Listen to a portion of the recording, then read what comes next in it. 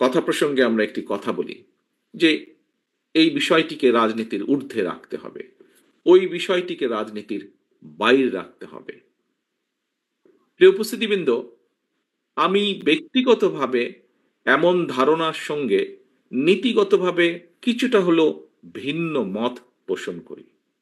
কারণ দেখুন, আমরা যাই বলি না কেন, একটি গণতান্ত্রিক রাষ্ট্রে কিন্তু শেষ পর্যন্ত রাজনৈতিক সিদ্ধান্তের আলোকেই সকল কিছু পরিচালিত হয়। সুতরাং কোনো কিছুকে শুদ্ধ রাখার জন্য রাজনীতির বাইরে রাখতে হবে, রাজনীতির ঊর্ধ্বে রাখা কিংবা আহ, আহ, বাইরে সরিয়ে রাখা, এইটি না করে বরং রাজনীতিটাই আমাদের শুদ্ধ করা প্রয়োজন। রাজনীতিটা শুদ্ধ এবং স্বচ্ছ হওয়া অত্যন্ত জরুরি। প্রচলিত রাজনীতির গুণগত যে পরিবর্তন সেটি যদি না করতে পারি, তাহলে কিন্তু এই যে এখানে যতগুলো আকাঙ্ক্ষার কথা বলা হয়েছে, বিভিন্ন আলোচনায় বিভিন্ন সুশীল সমাজের ব্যক্তিরা সহ বিভিন্ন মানুষ যে জন আকাঙ্ক্ষার বাস্তবায়নের কথা বলছেন, আমরা যদি রাজনীতির যে গুণগত পরিবর্তন, রাজনীতির ভিতরে যে পরিবর্তন, সেটিকে যদি করতে না পারি, তাহলে হয়তো কোনো কিছুই বাস্তবায়ন করা সম্ভব নয়। এবং এই লক্ষ্যকেই সামনে রেখে বিএনপি রাষ্ট্র, রাজনীতি এবং রাজনৈতিক দল সংস্কারের উদ্দেশ্যে বাংলাদেশের পক্ষে সকল গণতান্ত্রিক রাজনৈতিক দলগুলোর সঙ্গে পরামর্শ করে তাদেরকে সাথে নিয়ে জনগণের সামনে ৩১ দফা সংস্কার কর্মসূচি উপস্থাপন করেছে। এবং আগেও বলেছি আমি, জনগণের রায় পেয়ে বিএনপি সরকার গঠনে সক্ষম হলে বিএনপি পর্যায়ক্রমিকভাবে প্রতিটি সংস্কার কর্মসূচি ইনশাল্লাহ বাস্তবায়ন করবে। প্রিয় উপস্থিতিবৃন্দ,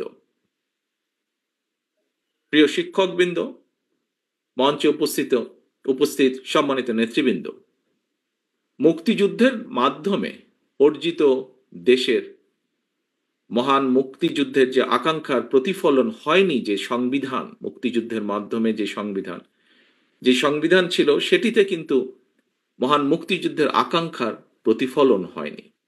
আমরা দেখেছি পলাতক যে স্বৈরাচার, তারা তাদের ইচ্ছে মতন সেটিকে কাটা ছেঁড়া করে রাষ্ট্রীয় সংবিধানকে প্রায় দলীয় সংবিধানের রূপ দিয়েছিল। ঠিক একইভাবে নির্বাচন কমিশন কিংবা দুদকের মতন সাংবিধানিক প্রতিষ্ঠানগুলোকেও তারা একদম অকার্যকর করে দিয়েছিল। দুদক সম্পর্কিত দন্তহীন বাক তারা নিজেরাই নিজেদেরকে বলেছে। এমন বাস্তবতায় কিন্তু বর্তমান অন্তর্বর্তীকালীন সরকার নির্বাচন কমিশন, দুদক এবং সংবিধান সংস্কার সহ বেশ কিছু গুরুত্বপূর্ণ বিষয় সংস্কার কার্যক্রম হাতে নিয়েছে বর্তমান এই অন্তর্বর্তীকালীন সরকার।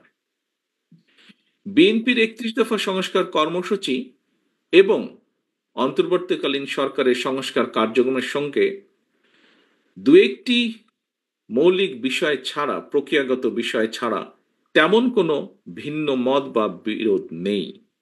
আমি আগেও বলেছি, বিএনপির সংস্কার এবং নির্বাচন, বিএনপি দুটোরই পক্ষে। বিএনপি সংস্কার এবং নির্বাচন দুটোরই পক্ষে, দুটোই অত্যন্ত জরুরি। সংস্কার নাকি নির্বাচন, কেউ কেউ এমন উদ্দেশ্য প্রণোদিত প্রশ্ন নিয়ে কূটতর্ক করার অপচেষ্টা করেছে।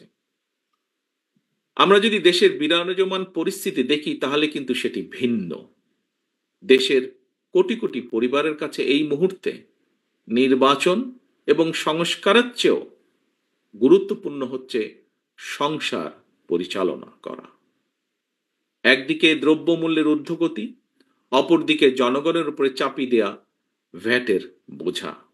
ফলে দেশের কৃষক, শ্রমিক, দিনমজুর, স্বল্প আয়ের, এমনকি নিম্ন মধ্যবিত্ত পরিবারগুলোর কাছেও সংসার টেকানোই অনেক ক্ষেত্রে দায় হয়ে পড়েছে।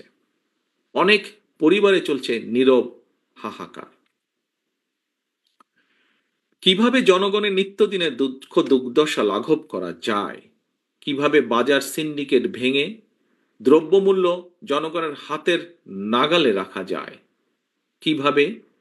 জনগণকে ফ্যাসিস্টের আমলের মিথ্যে মামলা থেকে রেহাই দেওয়া যায়?